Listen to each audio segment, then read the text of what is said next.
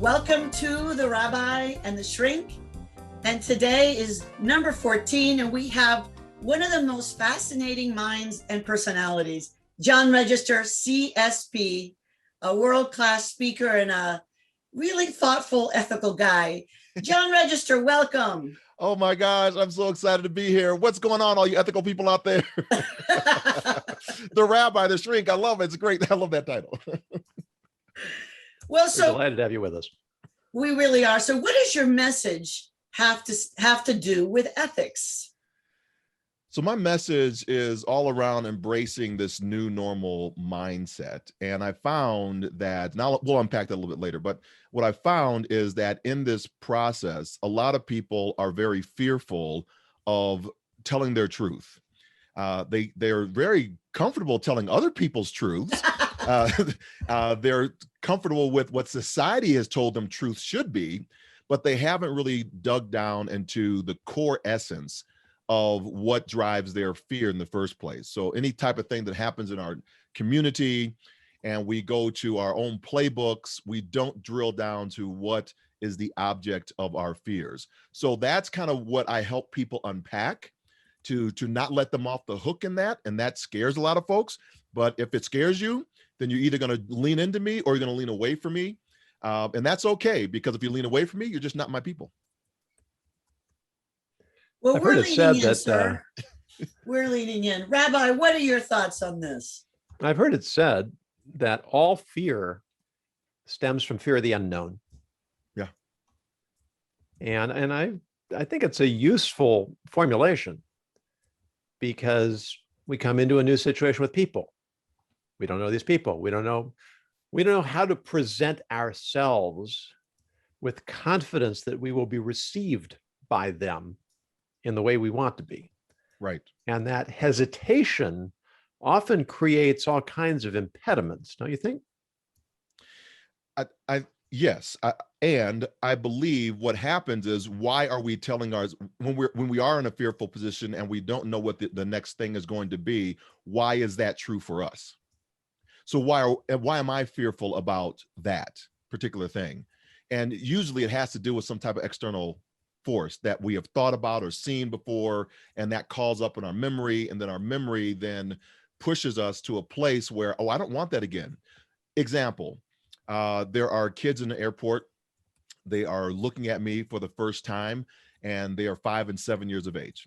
They're talking to their mother, their matriarch, and they're looking at my artificial leg about 20 feet away from me, and they're saying, "Hey, mommy, look at that guy's leg, look at that guy's leg. There goes Robot Man." And a whole myriad of stories start coming out from that, right? So I overhear them. Number one, I go back to reading my little USA Today newspaper that I have in my lap, and I'm just kind of chuckling about it. Everybody else in the gate waiting area begins then to say, "That's impolite. Those kids shouldn't be doing that. Bad mother. Get those kids out of here. Leave that man alone." What's the fear that's going on in their headspace? What story are they telling themselves? And the woman then gets up and begins to walk the two kids over my direction. I think she's going to just walk by me, right? Like the old song says, "Walk on by." But no, she stops and she leans in and she begins to ask me the question, "Sir, my children are fascinated by the artificial leg. You've overcome so much adversity. You're such an inspiration. Would you please tell them, my kids, what happened?" Well, even in their statement, why does she think I've overcome so much adversity? Why am I such an inspiration? I mean, I could be an ex-murderer. I'm not. but the point is, we tell ourselves these stories based upon some of the experiences that we've had. And can we actually embrace what I call this new normal, where new is no prior point of reference, where we don't bring our baggage with us, and we really honor and celebrate the individuals who are coming into our lives, and really trying to experience that for ourselves so that we can experience it with others. I know from my point of view, if I would, see a person with, whatever kind of condition or situation that I was curious about, I know I would be reticent to initiate a conversation because I want to respect that person's personal space. Maybe they don't want to talk about it. do you have a suggestion for kind of how to balance? I mean, what those kids did from a place of innocence, it would be nice if we could do it as adults too, to sort of find ways of connecting with people and understanding other people instead of being afraid that we might give offense and therefore we just remain distant from them. So I would say, how are we approaching that situation, right? The kids are coming with innocence. So when do we lose ours? When do we lose the ability to just, I'm inquisitive about something and I just want to know? Well, and I think what happens is we've had so much time in our lives that now we think, oh, this has to be politically correct or this is not politically correct. But if I just want to know and ask the question, I think it will come from a place and a spirit of doing so, of doing that, like with the kids, the innocence of what those kids just had. There have been many times adults have asked me, hey, can I ask you a question about your artificial limb? And it's done with respect. Now, there's a point. Now, let me try to understand, articulate the point where I think or crosses the line. And it has to do with what I believe are the nomenclatures we want to assign or put on people. What do I call you? I don't know. So therefore, are you a person with a disability? Are you an amputee? Are you an African-American? Are you Black American? What do you want to be called? And so these things are trying to assign categories in my mind so I can accept you in my own terms and my own conditions. I want to be able to tolerate you in my own way, is what I'm saying. So if I'm going to tolerate you, and toleration is hierarchical, right? It's not bringing us closer together, it's actually repelling us. Because tolerating is, I'm going to tolerate you based upon what I believe, what box you need to fit in my world. And so that's this place and space I think where people begin to come from. And it might sound innocent, it might be packaged in innocence, but it's not coming from an empathetic standpoint. An empathetic standpoint, it's coming from a sympathetic standpoint. Whereas I'm going to allow you into my space only on my terms and my conditions. And that's where I think the shift actually comes. So in that that's what people were doing in the airport with all the people in the gate waiting area. They were trying to assign and ascribe what was going on, what society had dictated to them. And that began to kind of put them down a different path. The answer to the question is, what do you call me? You call me John. You call me JR. That's where we start first. And that's, we don't get that. I got to put you in my box because that's where you fit in my world. You fit in this box. No, I don't fit in your box. My name is John. And that's how you should see me and how you should call me. It's the same thing when people have names that are very difficult to pronounce, maybe in the English language. Don't try to call them Joe with a hard name because it's easier for you. Understand and learn their name because that's who they are called. So don't operate in privilege, operate in respect and honor of the person of how they are called in their name. You wouldn't go if your name, Rabbi Yonason, you wouldn't go and want somebody else to say your name something different. I'm just going to call you Jan, because I can't pronounce the rest of it. No, you say we're going to honor and respect how you are called in this world. Respect is, I think, so rare these days when people are uncomfortable. It's certainly easier to go back to some sort of category, though, isn't it? Yeah, cause I think about it in terms of, okay, let's take it out of, all the kind of speaking and all the fluff and everything. And you put it into, I go to a nail salon, right? Because I got one good foot left. I'm going to take care of my foot. I go there with my wife. All you ladies know this, you go get your nails done, you go get your feet done. And a lot of times people that are working there are Vietnamese or they're in the Asian community. And what I do is they say, well, my name's Mary. I said, no, it's not. Your mother did not, when you came out, did not call you Mary. What's your name? And I asked the name, and you should see the shift in saying, and saying when they hear their own name being said back by their customer, their client, right? And that is a very powerful thing. We all want to hear our own names spoken back to us because there's life, there's power in that. And I think that's one of the most ethical things you can do is honor somebody in the space where they are. Making the effort to meet them on their terms. Absolutely. And show that you respect them where they are, for whom they are. And that's what pulls us together.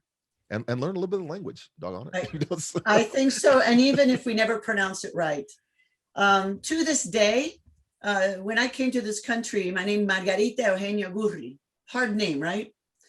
And I got called Margie, or my middle name Egania. So in middle school, I was Eugenia. They called me Egania, making fun of my name. Mhm. The good thing I thought about that is that I always knew instantly who my friends were and who weren't. Yes. And then you also see who looks ignorant. I'm not the one that looks ignorant. Right. Did it hurt my feelings? Yes, but I actually by then had low expectations of most people and realized it was my job to raise them up, Yes. to somehow earn some interest and curiosity. Or just Charlotte asked a question to that Yeah. point. Yeah. Can you point to where your curiosity is coming from? Is it plain ignorance, or do you have to have a story that makes asking more relevant? Interesting question. Do I say it one more time? Do I think? All right. Can you point to where your curiosity is coming from? Is it plain ignorance, or do you have to have a story that makes asking more relevant? I think it's a yes and. I think it's a both and. Okay. I think we can come from a place of ignorance and we just want to experience and know. And I also think that there may be a story that we might be, either working on as a speaker or in our business, in our community, that this might fit with where I want to take my organization. Is that story relevant? Let me ask some more questions about it. I mean, think about it, okay, I'll put on speaker hat. When I'm talking with clients, and I just did it today, I was trying to understand why I'm the one that's in the room. Why did they pick me to be there? I'm searching now. You got me in all this. Margarita got me in all this other stuff. So I'm searching for something right now. And so here it is. So they said we cannot. Our employees have turned out our voice on us, on the CEO, and we just can't say it anymore. So therefore, I just flip it. I say, has your company tuned out your voice? Because that's why they're bringing me in. Because they want another voice to help their voice. And we can turn and flip those questions, be more curious about our clients or our business professionals, our family members. And really, and I just did a podcast on that's out there with Diana Kander, fantastic person, on curiosity. So we just did that one like last Thursday. So you should check it out because it's a really great podcast. The amazing thing is, once we begin to ask those questions, become more curious about it, our world opens up. We become more educated. We understand, and not just in that one binary place, in that one or solitary place, it expands, because we see the intentional congruence of everything that hits around it in all aspects of our life. So it's not one thing. So that's a great question. It was. There's more to the question, but first, John has an amazing podcast, Life's New Normal podcast. And his whole thing about helping people imagine, ignite, and inspire. I mean, I think there's just, and he says, we don't overcome adversity, we create a new normal. All right, so back to the question. Apparently the question that Charlotte had asked was really to the rabbi. Okay. You haven't been on our podcast before. I can't seem to call him Yonason. I always call him Rabbi. So that's his name. Just don't call me late for dinner. Yeah, I will never do that. All right, especially not for the bacon. All right. So the context was for Yonason wondering how he could ask about an artificial leg, but it was hanging too long for discussion to move on. So then the issue is, how do you ask about all of that? Yeah. So I mean, how do you ask? In our acronym of ethics, the I is being inquisitive. I didn't make the C curiosity because I'm using the C for something else, but the idea of wanting to expand my knowledge base, wanting to understand the world I live in, wanting to understand the people with whom I come in contact. And my question really arose because we're living in a world where there is so much concern for phrasing things in exactly the right way. And there are those who are telling us that even the perception of being whether impolite or insensitive is itself a transgression. It makes it very difficult for us. We're making it almost impossible for us to be genuinely curious because we're so afraid of the consequences of being misinterpreted. I think so. And I think some of the problem comes from the word ignorance. I think ignorance has become a negative thing. Oh, he's so ignorant. when truly ignorance means we don't know. And so I think that as a society, we're pretty uncomfortable with not knowing, but we're good at making stuff up. And I think that's one of the problems when we're afraid of not knowing or looking stupid. We sometimes fill in the blank with an opinion or what our parents said. And instead of taking the time, and the rabbi and I've talked about this repeatedly, instead of deciding what our own thoughts, values, ethics are, or even our own level of curiosity, we borrow someone else's. And borrowed ethics is never a mature ethics. And what John Register is saying is create your new normal. And he and I had an interesting discussion that I said that I have a problem with the term new normal because in the military, they use it all the time. You go on deployment, you come back, and the goal is to establish a new normal. And I said, well, I think that's a really low standard. Normal is boring. Who here is normal? Certainly no one here or in our audience is normal. What is normal? And John Register, I loved your answer. Please share with everyone that answer that you gave me. Well, it is boring. My answer to that is I've been using the term for, I don't know, 20, 25 years now, because my wife gifted it to me when I was in one of my lowest moments in life with my artificial leg. Well, I didn't have the artificial leg then. It was just my leg was amputated. And I was really going down a downward spiral. And I was wondering who I am, what's my identity, is she going to stay with me, and all these fears that were coming up. And then she said, you know, we're going to get through this together. This is just our new normal. And when she said that, she really baselined my entire existence. So over the course of the next 20 years, I've been really leaning into what that term actually means. And a lot of times, like you were saying, it can just be like a throwaway line because we use it all the time. But if we really unpack what it's saying, new means no prior point of reference. So if we take COVID, for example, how many of us have lived through COVID? This is a very new experience for us, yet we're trying to pull on every single thing that was not new to try to explain this new existence that we're in. And we're struggling, we're losing oxygen out of our environment because we're trying to put something old into something that was new. Can't do it. The second thing is the normal is the everyday typical occurrence of a thought or an action. So what are the rituals that we have in place that lead on to a rhythm? The rhythm then elevates us to a rise, and the rise then produces a result in our life. Much like the Olympic and Paralympic athletes, the Olympic motto is Citius Altius Fortius. And those Latin words, when translated into the English language, means swifter, higher, stronger. And those words, which I tell my audience is, they're not written in the superlative of the word. It's not swiftest, highest, strongest, but they're written with this ER stem ending that we can be the swiftest today and be swifter tomorrow. We can jump the highest today, jump higher tomorrow, be the strongest today, be stronger tomorrow. So when we're looking at the new normal, no prior point of reference, and the normal as the everyday typical occurrence of a thought or an action, it's never a destination. We don't arrive at it. It's only a plateau by which we grow. And what I love about that, John, is that in Hebrew, the word for a spiritual level is madrega, which translates literally as a step, as in on a staircase. And if you think about the nature of steps, the moment you reach the top of one step, you are simultaneously at the bottom of the next step.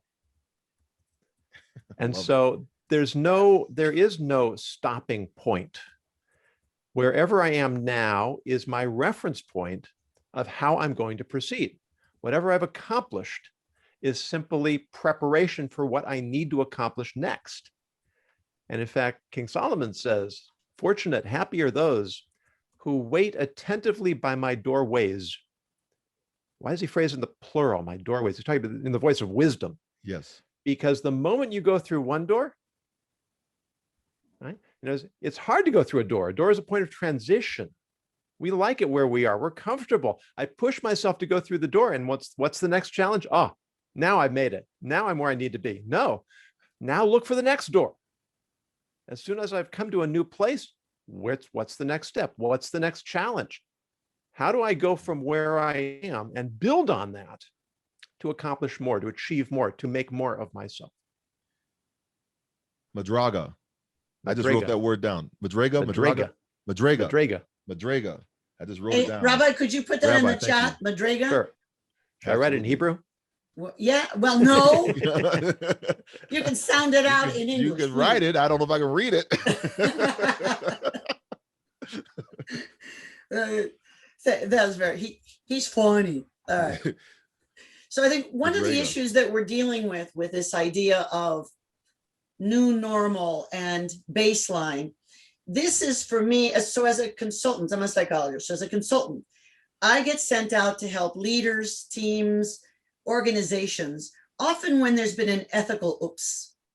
And especially and I work with athletes too. So some of them, what got them into trouble is their next step was 10 paces below. They had a fall of some sort, an ethical dilemma. They just weren't on their game. They got lazy because they were so good, so they didn't keep trying, right? Mm-hmm. And so then they cheat or they sabotage others. And I think one of the starting points is, how do we handle the backward step that we find ourselves in? So I'd like you to speak to that, John Register, CSP. So I'm writing down here, since the rabbi. That is one of, for me, the doorways for getting into ethical and legal problem. The rabbi talked about Solomon, so we can keep going back that way and go to Psalms and pride of the Proverbs. Pride comes before a fall. And so how do we manage after we have fallen, because we're so prideful, whatever it was that led us in that ethical dilemma? How do we get back up? And I believe there's only one way to do it, and that's by truth telling, the absolute truth of what happened and why we were in that position in the first place, so that we can honor that space for ourselves, and then others can see it and we can lift. The challenge is, we get into these perceptions. I think, I'm not sure who said it earlier, that these perceptions about ourselves and how other people perceive us, and we want to live up to that image of other individuals, other people believing for us what we can or cannot do, which is based upon what they believe they could or could not do if they were in our situation. So the fear, like if we go back to my own story, the fear of my saying my wife Alice is going to leave me because of this artificial leg, my new condition now, it's not, my fear is not her leaving. My fear is, am I desirable? Am I still of value? Do I matter? Am I enough? And those are very hard questions to answer for ourselves, because we may not like the answer when we look in the mirror. And so there comes a time where we have to maybe do some work in that space to get back on track. Because when ethics happen in a case like that, maybe there's some trust that has been lost by people. And so you have to work really hard to get that trust back. So that's when the rituals to the rhythm become very important, that you can show yourself, trustworthy again in that capacity after a fall has happened. I wish all oh, go ahead. It just got me thinking. It's a little bit of a tangent, but I think it's still on point. That I was for a long time studying with a fellow, and he was he had grown up in the Soviet Union, and he admitted he had a lot of mindset left over from being in that culture, and he was very opinionated. He was very, he claimed to set very high standards for himself and very high standards for other people as well, and so when he would be very intolerant when he sees people that they are, they're not entirely, they're hypocritical, they are insincere, they are unwilling to look honestly at themselves. And I would go back and forth with him on this. And at one point I said to him, if you saw somebody come in on crutches, would you tell that person, pull yourself together and walk like a normal person? He said, of course not. So that's because you can see this person's disability. We all have disabilities. We all have character flaws. We all have baggage. We all have history that impairs us that we are struggling with. Try to give the same consideration. The sages teach, give every person the benefit of the doubt, but with the flexibility of Hebrew, you could also read it, give not every person, but give the whole person the benefit of the doubt. Try to look at the whole person. Try to imagine or recognize or discover what unique challenges or circumstances that individual may have to deal with that fortunately you don't have those challenges, but you have different challenges. And if we think of ourselves as all trying to overcome some kind of disability, some kind of handicap, some kind of background, some kind of character flaw, that would give you a lot more forgiving of other people, as well as being a lot more forgiving of ourselves. I think John Register said it, it's in the truth. Many people don't want to say the truth to themselves, let alone out loud. Yeah. They think they're unlovable unless they're perfect or at the top level that they just achieved. They don't believe any backward is just part of growth. It's fascinating. And yet I think as a consultant, I see that when individuals, teams, and organizations go backwards, it's often the springboard for them to move forward. So they see that they stop growing or something no longer works. There's an opportunity to be innovative. John Register, speak to that issue, to use as these backward steps as a gift. Well, I think you're exactly right. Is they are gifts, and there's a lot of work out there on failing fast, and maybe you fail fast because you do hit the springboard and you can jump higher. I think people mistake it for resilience, getting tough in that resilience muscle, because in resilience, there's if it's a likened to a rubber band, and you stretch the rubber band out and it comes back to, the elasticity brings it back into its shape. It never really comes back to its original shape. It's always lost a little bit of something. In my case, my rubber band actually broke. So, how do you repair that in that place? And I really believe what folks are searching for, what they need in that moment, is hearing their own voice again, and the truth of what they're hearing for themselves, and where those other voices coming from. So in resilience, though, the 10 letters, I use it, 10 letters in resilience remind me of 10 hurdles in a hurdle race that you have to get over. That was a hurdler. And embedded, the starters before the race says quiet for the start. And embedded in the word resilience is the word silence. And we don't necessarily go back and find that spot. So I challenge, even everybody that's on right now, is if you struggle in that space of, there's so much noise, there's so much clutter, find the space that's your quiet zone, not necessarily free of noise, but where do you get your most ideas? Where do they come from? Are you driving your car? Are you riding your bike? Activity, exercise, walking, jogging, hiking? Are you in the shower? Are you brushing your teeth when you first get up in the morning? Where is it that you find that quiet spot and make that your ritual, that you find yourself in that spot so you can set yourself for the day? For me, I love taking walks around the neighborhood. And when I get out of sorts, I'm like, what is going on? What's my day? Why am I feeling out of sorts? It's probably because I haven't done one of those rituals, and it hasn't set me up. So I have a par, and I want to keep raising that par up, right? I want to keep on getting par higher so that I can be more productive, better than I was the day before. I don't know if that answered your question or not, but that's my answer. Good answer. So much of life is habit. And if we develop good habits, then we make it easier for ourselves to deal with the areas that don't fall into habit. They say that Steve Jobs had his whole closet was filled with black turtlenecks and jeans, because he didn't want to have to make any more decisions about mundane things than he needed to. And it's true. And as they talk about decision fatigue, that why do really successful people do incredibly stupid things sometimes? It's because they are successful and their brains are constantly being challenged with decisions and dilemmas and evaluations. And then they reach a point where they simply they're mentally exhausted. Yeah. And what should have been an easy decision ends up tripping them up. So the rituals that you describe, it's a way for us to get back into, as you describe, that rhythm, that pattern, those good habits that become the baseline from which we can then meet the challenges in a more successful and a more effective way.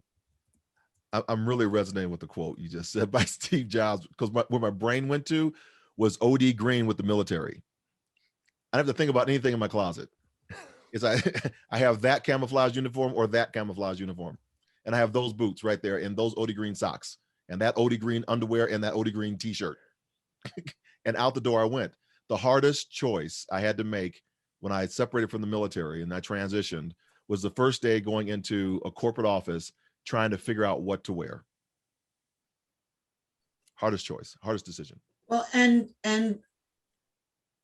each of the warriors I've talked to that comes back from a deployment or from a long training comes back to a civilian situation, even if they're just on leave, and they are stressed out by those basic choices. Mm-hmm. What to wear? Do they make their bed? What are the anchoring rituals? And I know many people that were in the military or even in orphanages, where the first thing they do is what they were doing when life was crazy. They made their bed, they did a prayer, whatever it is they needed to do, those anchoring rituals. So I like that John challenged you all to look at what are your anchoring rituals and what is the next best step from there. Because if we're going to be talking about baselines and steps, what if we're paralyzed, John Register and Rabbi? What do we do then? Because many people feel like a cat with too many fleas.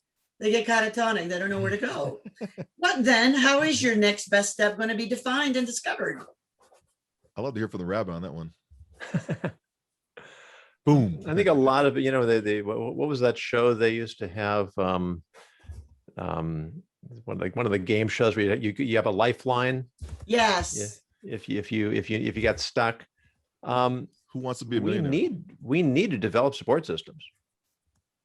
And that again is something I think Facebook, among its other issues, has devalued the term friend. If you have a handful of good friends, literally a handful of good friends at any point in your life, you're rich. And what is a friend? It's something that the word in Hebrew is chaver, which comes from the root meaning connection. We're bound together. When Jonathan, the son of Saul, saw King David, he wasn't King David yet. He saw David go out and fight Goliath. And not only did he defeat him, and not only did he defeat him in a miraculous way, but when he came back and the king said, "Who are you?" He said, "I am the son of your maidservant." He said, I didn't do anything that wasn't a duty, that wasn't needed. No one else was stepping up. I stepped up. And Jonathan, the prince, he was next in line to be king. He saw this, and it said that his heart was bonded with David. They hadn't spoken. He just saw his dignity, his humility, his nobility of spirit. He says, this is a person that I'm connected to, that I want to have in my life. And we need to seek out people of quality, people of stature in character, and make them court them, invest in them. Because then when we come to these places where we're paralyzed, where we're stuck, where we just don't know where to go, we have people that we can reach out to help get our bearings, because you just can't do it alone. It's just too complicated. So you mean the 5,000 friends we have on Facebook, we can't reach out to those individuals? Yeah, well, one of my students told her mother that she just had to invite her 600 closest friends to her wedding. Well, and I think that one of the things I see is that someone who's stumbling, they sometimes, even if they have just 5 really great friends, they often feel they cannot reveal the truth to them or burden them. And we've talked about that, the term burden. There's giving and receiving, and both are very valuable. Many of you out there are terrible at receiving, which means you're not affording others the opportunity to give or to be of service. And Rabbi, like you're talking about, not all of us are honorable and humble and whatever in any given moment. And even then we can't confide. But what if we've had a yucky moment? We've done something yucky. Then for sure, we're going to isolate ourselves. So what do you guys suggest to do then? How can ethics and this next best step help us? You know, that's hard, because that gets into that mirror looking. Yes. And, you know, Michael Jackson, I think, it said it best, you know, I'm going to start with the man in the mirror. I'm looking for him to change his ways. and a lot of times, at least in my life, it's what is going to come out that I don't want to come out. What's going to be on the front page of the New York Times that I don't want to be there. And we can also look at it from the opposite standpoint too, right? What do we see about other people that come out in the front page of the New York Times or is broadcast over, that we relish in saying, see, I told you so.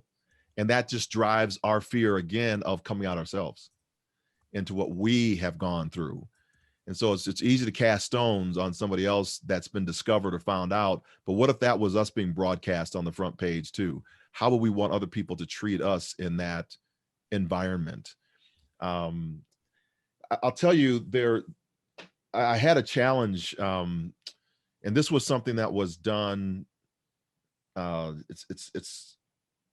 was something that was done where we lose that trust. And so I was told to go out, and I had to let an athlete go, right? When I was working for the World Class Athlete Program, I had to let an athlete go. First time I ever had to do that. First time I had to, quote unquote, fire somebody. And my stomach was in knots. We had given this person, multiple chances to change events and do all these things. And the whole group decided as a team, the 5 of us, that this person would have to go back to military service and go to the unit. So the person was in California, I'm in Virginia. I got to think about this for 5 hours on the flight. Then I'm in my rental car going out to the event. And then after the event's over with, I have to pull the person aside and then tell them that they're no longer going to be in the program. And they took it very well. I mean, it was cordial and, understand and everything. And by the time I got back, and I'm, applauding myself in the back and get back to Virginia, by the time I got back, there was a congressional that the person had filed to remain in the program. So a congressional is you write your congressperson, and your congressperson gets involved and says, hey, how come you're doing this to this person, this individual? And you have to respond to that, right, within a certain amount of time. So there's a congressional that's there. And I said, well, we got all the data, all the records and everything, all the chances. And I don't begrudge her for doing that, the person for doing that, because that's their right. They certainly can do that. Where the ethics broke down in it was the leadership, the staff leadership decided before to answer that congressional to reinstate her into the program. Wow. Working that with you sent me through the roof. So it took a long time for me to trust again in that environment. Because think about it, I'm coming out of the military where you have to have your buddies back in battle. It's the only thing they teach you is the trust factor of, if I'm shooting this way, somebody's got my 6 over here, so I don't have to worry about that right now. You got my 6, and they didn't do it. That person didn't do it. And so that, for 6 years, that was drilled in me. And now this came out where it was like a rip. It was, it was so deep and so scarful that I think it's hard for me to think about it right now, even that, I would never want to do that to somebody and just undercut them after they have said that we've gone one situation, fall on the sword, do something, take the lumps, whatever you got to do, but you don't undercut the trust. Did you have to work with that person then as a team? Yeah, absolutely, yeah. Because we're on the team together. That was our unit. How did it turn out? I mean, I understood. I changed my behaviors. That's what I did. To be honest, I changed my behaviors around that individual. So I would hold information back. I wouldn't give everything forward. And I know it's not the right thing to do, but that's what I did. Well, if you don't trust someone, it might be the right thing to do. It's not the political thing to do, but it might be the right thing to do. And so I knew that this person probably wasn't going to have my back if I jumped out on a limb for an athlete or for anyone. And eventually there was another incident that happened. There was, wasn't with this person, but another person where that did come to a head, and I would have to have somebody actually fight for me because of doing something ethically right. And they chose not to. So I was actually removed. I was fired from that position. You know, something I was building. I put the first athlete on the team, on the Army's team, since like the 1970s to go to the Olympic Games. I had recruited, my process was working, but I had to leave because I wouldn't do something that was unethical. I wouldn't, you know, I won't get in the story, but I just wouldn't do it. And so I was like, I'm not going to write that because that's not the right thing to do. We've already told this group over here this thing, and this other group should have the same opportunity. If they don't, then reinstate these people and keep those people. If you're going to get rid of these people, then get rid of those people. And I wouldn't write the article or the justification for it. So the next day I was out. well, good for you. I mean, we know that fair, just, and right often result in us not having great outcomes. It's a sacrifice sometimes to stick to our ethics. And that's one of the questions. It's not good in the moment. No, it does not feel good. It doesn't feel good in the moment, but afterward, what I found every single time there's something that's happened, and the opposite's true too, where I wasn't the one that was acting ethically, right? So the other individual began to have power over others because you took the higher ground. And so now the other, I don't care who knows it, who wrote the newspapers, but between you two, you know exactly what went down. And there is a hierarchy that happens inside that. Mine actually took place where I went back and was able to go to a different position and have influence over the other organization without even being part of it. So, and that happened twice. And I found that the other way too, you know, when I haven't done something, usually in my household with my wife, and I haven't been, you know, I said I'm going to the grocery store, but I went someplace else, right? And she found out about it. Then she now has kind of like that power over. So, you know, you did this, so therefore you've lost trust, and we have to regain that back. So those are things we do, and we don't often will share. But if I want to share one side of the road, I'm going to share the other side as well. That's very brave. Betrayal is a terrible thing. Yes. You know, you spend years, you spend a lifetime building trust, and you can lose it in an instant. And, you know, I think we've all experienced times when people did not live up to our expectations, and it's painful. It's painful. I mean, we had a guest over once, 93-year-old man. And he was telling this story about how at his bar mitzvah, which was 13 years old, someone had made a hurtful comment to him. Mm. And I thought, my gosh, 80 years earlier, right? A careless remark, and it still is giving this person pain. Yes. You know, we have to be so careful. And I mean, it goes back to the conversation we were having earlier that, you know, this is part of why we don't reach out and we don't initiate, because we're afraid that we're going to be misunderstood. And it really has to do with the cultural norms. Hmm. If we as a society accept that it's okay to ask questions from a place of being well-intentioned, of being genuinely curious, of wanting to make that connection, then we can get past a lot of this stuff. But we have to expect more from ourselves while being a little more accommodating to others. I love that, Rabbi. I think that's very well said. And Charlotte says, John, how do you keep hope if you have seen a lot of this unethical doings and goings on? It's, you know, Charlotte, that's a great question. It's really hard.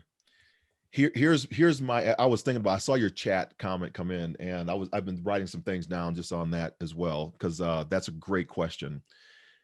I really believe it has to do with understanding who you are. The more you're grounded in yourself and you know your values and who you show up as, then you can hold fast to that. It's not about if somebody else has, if we're angry about somebody else doing something to us, then they remain have a power over us. If we're losing sleep because of what somebody has said, and I get that, what the rabbi has just said, absolutely. If we're losing sleep over it, then what's happening is those folks are sleeping peacefully at night. And we're the ones wrestling and stirring and stewing over all of that, the things that somebody may have said. So we have to know exactly who we are. And that gets back to, once again, to telling our truth about who we are. And I'm valuable, and I'm worthy, and I'm worth. I've been created in the image of this God. And how dare somebody say that my image is tainted because of that, right? So we have to stand firm in who we are. And I think that's the hope that gets us through. When truth outweighs fear, we commit to a courageous life. Ooh, that's pithy. Say that again. When truth outweighs fear, we commit to a courageous life. Wow. You can see that on my LinkedIn. that is Yeah. way cool. And of course, yet, people I think- misunderstand courage, right? Courage Yes. is not the absence of fear. No, Courage is confronting fear. right. And acting despite of it. And we keep talking about how hard it is to be courageous. Right. And many of us are not perfect, right? Like none of us are. Right. And so sometimes we're afraid to be courageous because we're afraid these sneaky truths will come out. And when I've consulted with anyone who's in the public eye, I tell them, sit your family and friends down and tell them these sneaky truths. Because then you don't have to live in fear. They already know it. Right. And it's better that they hear it from you than from someone else. And we all make mistakes. It's about being courageous in who we are. And from every mistake, hopefully we've learned something, right? Mm-hmm. Gil Meyer retired as a 2-star general. And one of the things I learned a lot of things from him. Walk around the office, talk to people. But his first day on the job, when he left the Community and Family Support Center, U.S. Army Community and Family Support Center, Morale, Welfare, and Recreation, he went over to the public affairs office at the Pentagon. First day on the job, the sexual scandal happened at Aberdeen Proving Ground. He had the tailhook issue that happened up with, the Navy had their issue, the Air Force had their issue, and now it's the Army's turn about to go through this.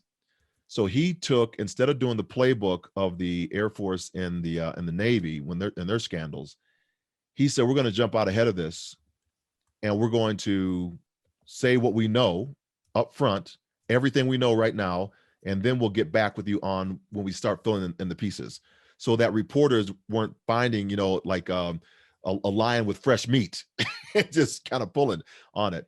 And he did. That taught me, like what you were saying, is get out ahead of it. Yes. So the power is gone from it. And that might be painful in the moment, but later on it saves you. Oh, I already knew about that. Right. So somebody can't use it as a tool, as a weapon against you. Right. Mm-hmm. And they can't twist it, because if someone's using something as a tool, they're going to twist it in a way that when you defend yourself, it makes you look even worse than if you had been up front from the beginning. Right. Right. Absolutely. And it's interesting. I love that. In fact, this actually figures into one of the holiest days in the Jewish calendar, on Rosh Hashanah, the Jewish New Year, which is also called the Day of Judgment. And we blow the shofar, we blow a ram's horn. And the sages say that blowing the horn, it confuses Satan. What does that mean? It confuses Satan. I mean, we've been doing this for a few thousand years. Why is he still getting confused? Because what we're doing is we are calling ourselves to judgment. We're saying we accept that we've made mistakes. We want to take responsibility for them. We want to commit ourselves to doing better. And so we blow the horn to call ourselves to judgment. Well, what's Satan going to do now? He can't accuse us, because we've already stepped forward and taken responsibility, and we're prepared to be accountable. And that kind of integrity, it's the word integrity, Stephen L. Carter says, comes from the word integer, which is a whole number. Integrity means being a whole person, no inconsistencies, no hypocrisies, no double standards. When we aspire to that, and others recognize that we are, then they trust us. And then we can have those kinds of trusting relationships. Love it. Wow, that's great. Well, you know, I'm Roman Catholic, and we have the confessional, and it's all about accountability and the intent to do better. And I think that that is what you're talking about there, you know, blowing a horn. That sounds like a great thing to do, hold ourselves accountable. I often recommend people do that regularly as a habit. What worked, what didn't, how was I unkind? Was I lying to myself or someone else? And do it in a non-judgmental way, but just with curiosity, so that you can really let the truth shine. And I think that's important. Well, maybe it's time for the word of the day, Rabbi. What do you think? Well, let me pause for a moment. All right. Because the word of the day is interstice, which means a pause or a gap. And in being ethical, this is so important because so often we are reactive. Something happens, we're confronted with a challenge, a difficulty, a problem, a situation, and we react. And to take that pause, to think through what, not how will I react, but how should I respond? You know, they say if you take medicine, the doctor tells you that you responded to the medicine. That's a lot better than if he tells you you reacted to the medicine. Right? And so we want to respond. And that requires a pause, to be thoughtful, to be deliberate, and to really think through how we want to come across and how we want to make the best of each situation.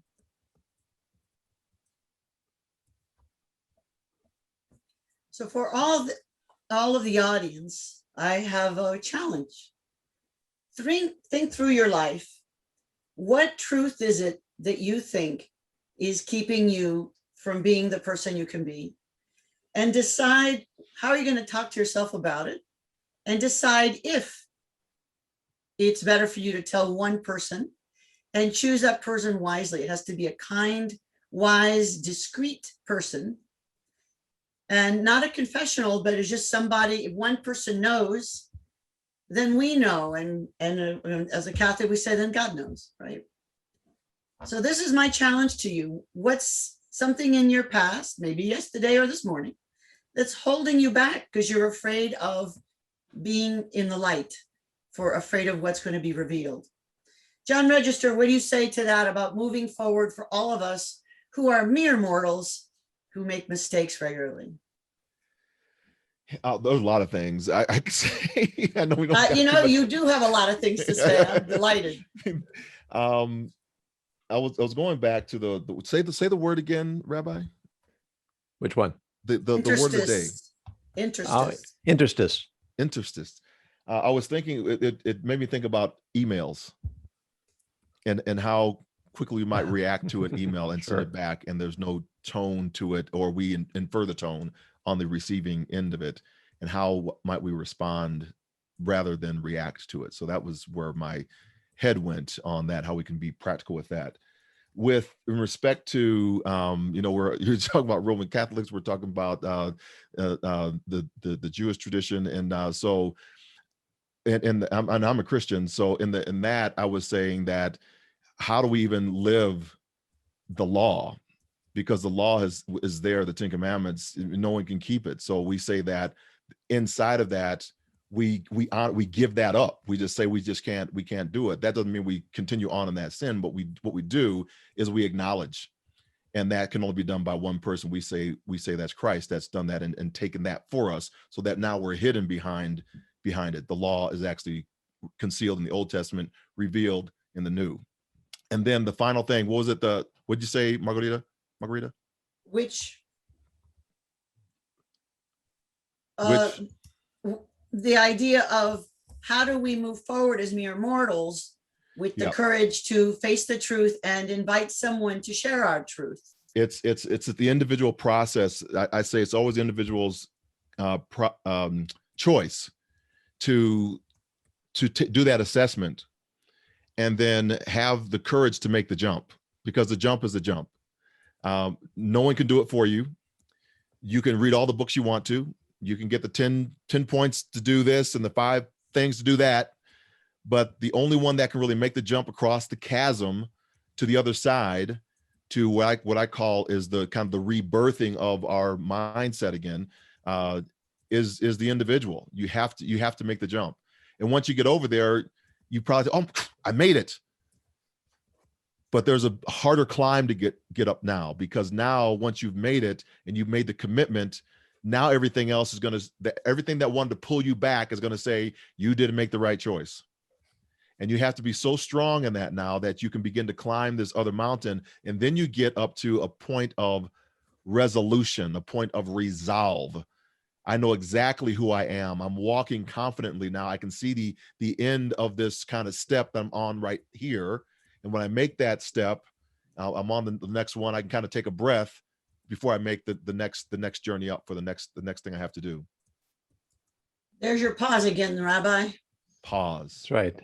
All right, Actually, I would like to, I have a story, but I'd like to invite you, John, to tell it if you're comfortable, because you may know it better than I do. You know, we've known each other for a few years now, and you're the only Paralympian that I know. And literally just a few weeks ago, I learned that the person who started the Paralympics was actually an Orthodox Jew. Yes. Which of course resonated with me. Are you familiar with that story to tell it to us? I am. I hope it's the same one that you know. Well, if not, I'm sure it's worthwhile. So in 1948, there's this war that's going on over in Europe, and Dr. Sir Ludwig Gutmann, he gets out of Nazi Germany and goes to England, in London, outside of London, and in this location, he builds a hospital to start with all the war injured who have come back, who have primarily spinal cord injuries, who are dying because of their spinal cord injuries, because there was no medicine or no kind of care for them. He started using some treatments that use sports as part of the rehabilitation. One, to get the body functioning and active, and also the mind to see what was possible. And because they were aggregating, these soldiers were aggregating together and had this grit and determination together, the sport of basketball, wheelchair basketball, really was helping them survive. And the rates of mortality going down with those that were spinal cord injured in the battlefield actually started stopping. They were less and less because of his techniques. And that those sporting events were the foundation, and his vision founded the Paralympic movement. So in 1948, he has his first games. Then 1960, the first Paralympic Games in Rome happened.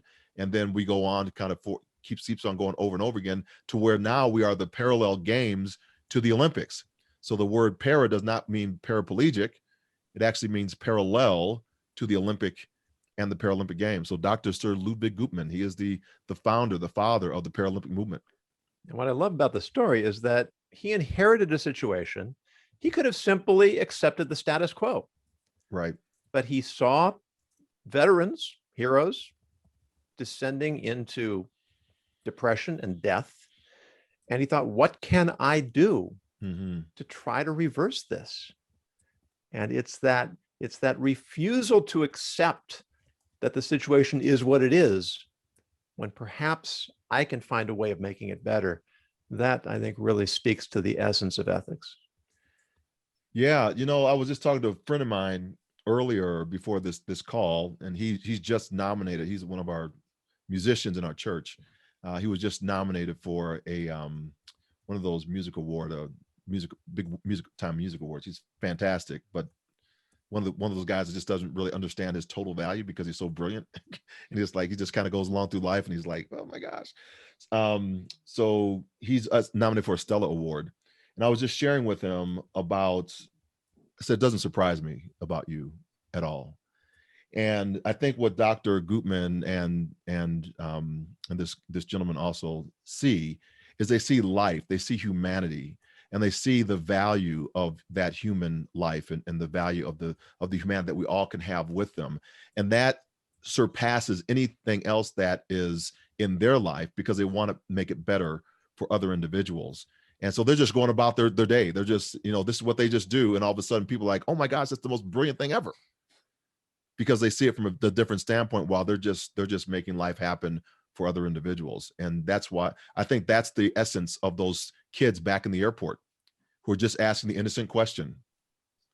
What's going on with his leg, Mom, Dad? What's happening? I just want to know, why are we different? I don't understand this. Help me understand. Brilliant callback. Yeah. And it also resonates with what my father would have said. If you don't know the next best step in your own misery, do something for someone else. Yeah. And that's what your friend and Dr. Gutman were doing. Brilliant. If you don't know where to go, look to the left or right and do something for someone there. Mm-hmm. That always helps. We have one more question here. Oh, Charlotte was just saying, thank you. Great discussion. Well, you know what? You have been fabulous. I hope you come and join us again, John Register. Oh, this has been awesome. I love this. I could talk It to you really has all day. And I could speak with both of you gentlemen for a long time about a variety of things. That would be lovely. So I wish everyone in the audience well. I put in the links for John Register so you can see his TED Talk and catch his podcast. I put in his book information from Amazon. Do what you can to learn more from him, because the next best step may very well be mired for you in some of his doings and some of his ideas. Mm. So, gentlemen, do you want to have a final word before we sign off? Mine is always, go forth, inspire your world. Go is your command, forth is your direction, inspire is your vocation. This is your personal work, only you can do it.